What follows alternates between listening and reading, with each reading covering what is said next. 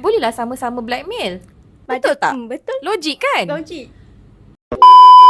Assalamualaikum dan salam sejahtera kepada anda semua. Kembali kita sekali lagi dalam 30 kisah benar. Bersama-sama saya pada hari ini adalah mangsa terbaru Tuan Liana Engko. Nama dia Anisah Syazwina. Dia adalah pupil in Chambers.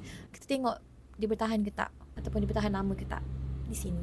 Anisah, topik apa yang awak nak share hari ni dengan kita punya audience lah? Okey Puan, hari ni muka saya lesu sikit lah sebab puasa. Tapi hari ni topik yang saya nak share kat Puan ni akan buat Puan terkejut. Are you sure? I've seen it all. Really? I've heard it all. Okay. This one Puan, bayangkan suami kita yang kita percaya, dia cakap yang kita bagi tubuh, kita bagi cinta semua. Tiba-tiba satu hari dia cakap dekat kita, kalau kau berani cerai dengan aku sebarkan video kau.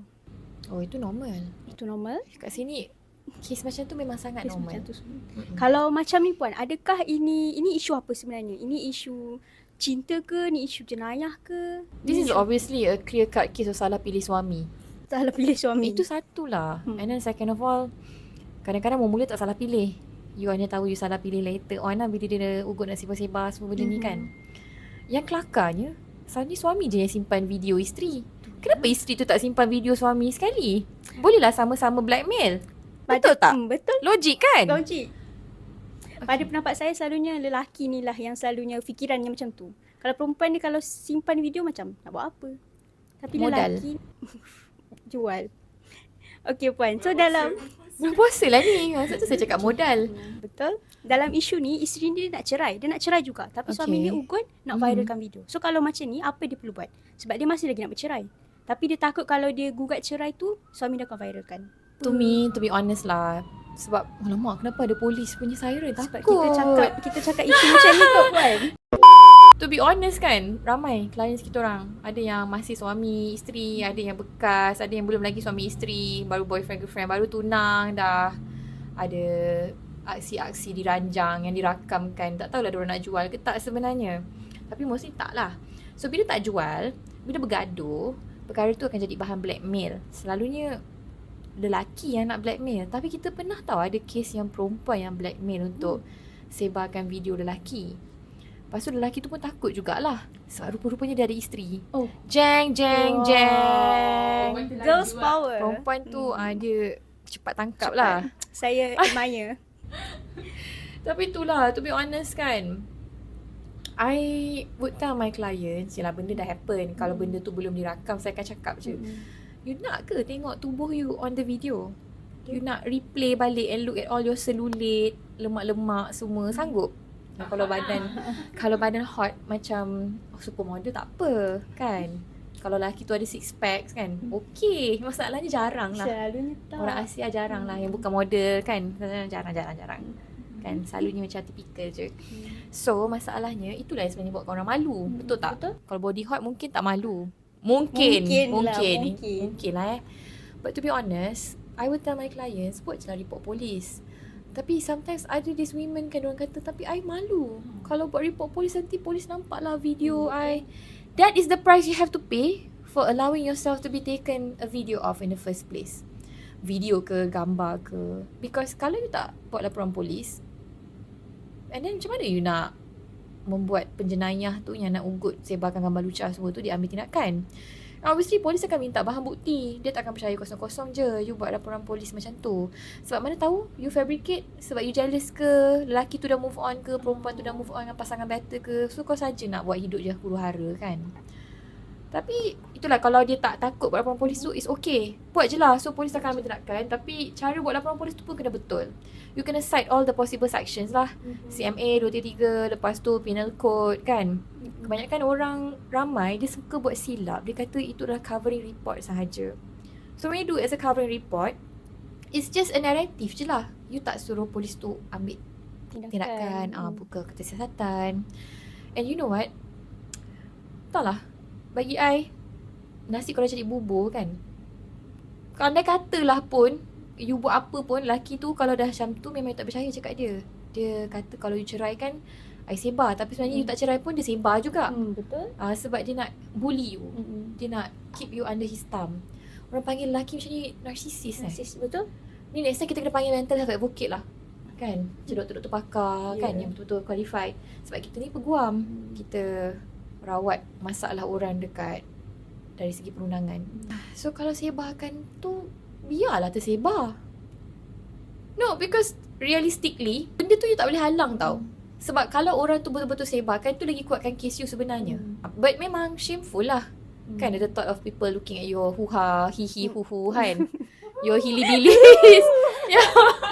No, memang malu lah. Tapi it's either you decide to not get your video taken at all, or any intimate photos, ataupun tolonglah pakai otak bijak sikit. Tak payahlah tunjuk muka Ni daripada segala segi nak tunjuk atas sampai bawah. Full video. Tak boleh nak cover line lagi dah.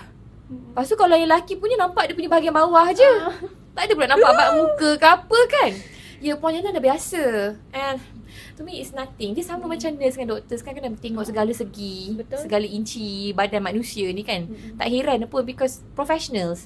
Kalau masih rasa ada something tu, itu something wrong lah dengan orang tersebut. Tapi orang normal selalunya kalau dah professional, kita tengok benda tu, okay, it's just bahan bukti. Ya, kita professional. So what happens after that is, kalau benda tu betul disebarkan, of course kita akan bagi warning. Tapi kadang-kadang kan orang yang ugut ni, lagi warning lagi dia galak. Lagi dia suka. Lagi dia marah. Kadang-kadang kalau hantar LOD kan, dia terus macam, oh, hantar LOD kat aku jaga kau. Lepas tu dia create lah beberapa fake account, dia pergi sebarkan lah. Komen. Tapi agak bodoh lah benda tu, because obviously memang kau yang buat fake account tu. Because it doesn't matter who creates a fake account. The fact that once you receive the LOD tu, orang yang ugut nak sebar tu, tiba-tiba benda tu tersebar pula. Habis tu siapa lagi yang dapat LOD tu kalau bukan dia kan? Betul. Bukannya kita buat press conference upload LOD tu dekat Facebook, Instagram, kat movie ke kan? Jadi trailer ke? No. So, I don't know, does that answer your question? Yes puan, tapi maksudnya kalau orang ni dia dah dapat ugutan tu kan, dia report polis, dia boleh ke file untuk cerai at the same time? Nak file untuk cerai ni ke nak tunggu dulu? Jangan tunggu. Boleh je filekan cerai. But you have to stick your grounds lah. So report polis tu is the first step forward. Sebab kalau dapat suami yang perangai tak betul macam tu, layak ke jadi suami dengan bapa kepada anak-anak? Tidak. Tak kisahlah anak-anak you lelaki ke perempuan, nak dapat role model macam ni, I think no. But tak payah ada suami macam tu. But perempuan tu, dia kena berani untuk buat langkah yang betul lah. Kadang-kadang isu perempuan ni kan, sebab dia dah sayang. Betul. Dia dah biasa. Walaupun lelaki tu perangai macam tak guna kan, sebab dah kahwin 20-30 tahun punya pasal, dia rasa macam, alamak, aku dah lama lah lelaki ni, sekarang aku maybe dah tak hot dah, so susah sikit nak move on. You have to get that feeling out of your head. Sebab tu kita kena sentiasa cantikkan diri kita. Bukan saja untuk suami. Kalau suami tu deserve, memang untuk dia je lah kan. Tapi kalau kau dapat suami yang perangai macam ni, tak senonoh, and usually kan, lelaki macam ni memang suka tengok. I tak tahu kenapa. Suka tengok. Okay, akan censored. Tak boleh. Akan censored. Ini based on case yang kita nak buat lah. Okay. Itulah, nak jadi perempuan ni, nak pilih suami ni, kena banyak filtering system dan proses. Kalau nak tahu, boleh join kelas kita orang. Nanti I promote. Tapi to be honest, dia back to common sense lah. Janganlah just because lelaki tu sweet talker, muka macam handsome sikit kan, naik RZ ke apa ke, I don't know. Kan? Buat kita H ke kan, M ke, B ke, you rasa macam he's the one. No, it goes deeper than that. Betul. Saya setuju. Baiklah, jadi untuk perempuan di luar sana ada masalah macam ni, boleh dengar nasihat Puan Liana dan kontak kita. Lepas tu kalau ada siapa yang nak share kisah-kisah benar diorang, jangan risau. Kita akan sentiasa keep all the private details private and confidential. Benar. Sebab kita nak masyarakat ambil pengajaran ni, kisah benar ni, ini bukan rekaan. Time puasa ni lah baru kita ada masa sikit kan. Sebab office start 7.30 sampai 3.30. Apa extend sampai 5.30? Boleh pergi bazar Ramadan saya terus belanja saya. Kuih pelita ke kan, saya suka benda-benda manis ni. Saya buat esok lunch. Okay. Lunch kita orang tak cukup manis untuk Puan. Tak cukup. Boleh kalau bagi duit raya kat saya pula. Puan tak boleh dibeli macam tu je. Boleh. Saya boleh dibeli. Saya senang dibeli dengan emas. Okay, that's all everyone.